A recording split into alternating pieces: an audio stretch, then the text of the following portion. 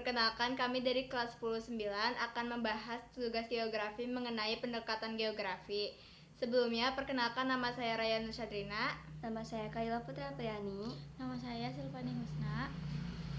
Hal tersebutlah yang menjadi pendekatan-pendekatan dalam geografi, yaitu pendekatan ke ruangan atau spasial, pendekatan lingkungan atau ekologi, dan pendekatan kompleks ke wilayah. Pendekatan-pendekatan tersebut tentunya memiliki kelengkapan dan peruntukannya sendiri untuk mengkaji berbagai gejala dan fenomena. Apa sih sebenarnya perbedaan utama dari pendekatan-pendekatan ini? Dan bagaimana sih penerapan pendekatan-pendekatan geografi ini untuk mengkaji berbagai gejala geosfer? Kita simak ya video setelah ini.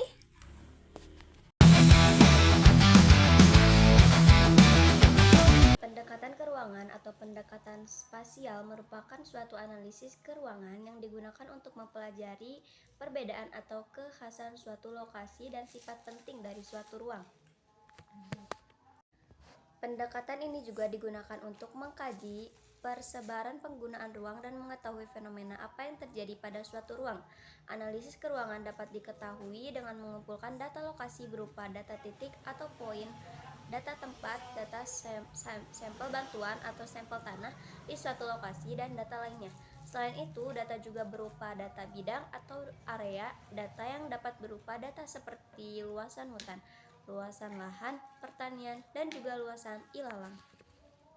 Kasus angin puting beliung seperti yang ada di awal video tadi cocok dikaji dengan pendekatan ke ruangan karena pada fenomena tersebut memaparkan tentang suatu fenomena, yaitu angin puting beliung yang terjadi pada suatu ruang tertentu, yaitu Kabupaten Bandung dalam waktu tertentu, yaitu Jumat 11 Januari tahun 2019 sore.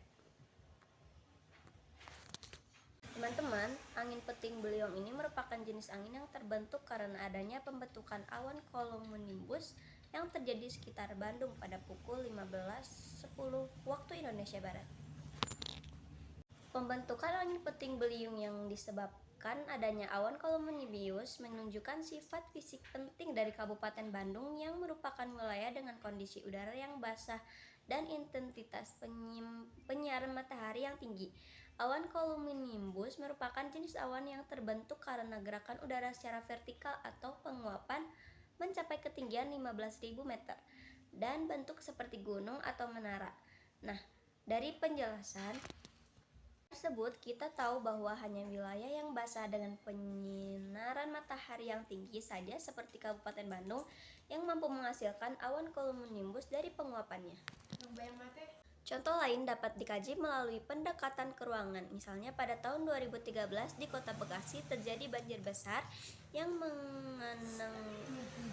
menggenangi 47 titik lokasi. Salah satu penyebab banjir adalah aliran sungai yang meluap di tempat pertemuan antara Kali Cikeas dan Kali Cilengsi. Kasus tersebut juga cocok dikaji dengan pendekatan ke ruangan karena kasus tersebut membahas suatu fenomena, yaitu banjir yang terjadi dalam ruang, yaitu Kota Bekasi. Ingat ya, jadi selama fenomena geosfer dipaparkan dengan merujuk pada apa yang terjadi pada suatu ruang, maka pendekatan yang digunakan adalah pendekatan ke ruangan.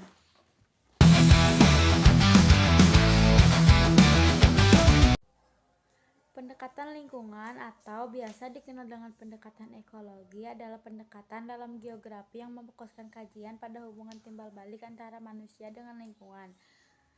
Berarti dalam fenomena yang dikaji dengan pendekatan lingkungan setidaknya harus ada dua variabel, yaitu variabel manusia beserta aktivitasnya dan variabel lingkungan. Fenomena tadi dibahas dengan pendekatan lingkungan karena fenomena tersebut terdapat hubungan timbal balik antara dua variabel, yaitu variabel manusia dan variabel lingkungan yang berupa sawah. Nah, teman-teman, hubungan timbal baliknya yaitu karena mengetahui wilayahnya berupa lahan yang miring, maka petaninya mengubah lahannya menjadi bentuk teras-teras menggunakan teknik terasering. Ternyata pintar juga ya petaninya. Coba kalau misalkan lahannya digunakan untuk menanam tanpa diubah menjadi teras-teras, pasti erosi akan terjadi dan lahan pun akan cepat rusak. Apa sih yang kalian pikirkan dari melihat berita tadi? Ada yang tahu gak kita bakal bahas apa? Ya benar, kita bakal bahas pendekatan yang ketiga, yaitu pendekatan kompleks wilayah. Ada yang tahu apa sih pendekatan kompleks wilayah itu? Jadi, pendekatan kompleks wilayah merupakan pendekatan yang digunakan untuk mengkaji hal yang sangat kompleks meliputi kajian dua pendekatan, yaitu pendekatan ke ruangan dan pendekatan ke lingkungan, dan biasanya mengkaji fenomena yang melibatkan lebih dari satu wilayah.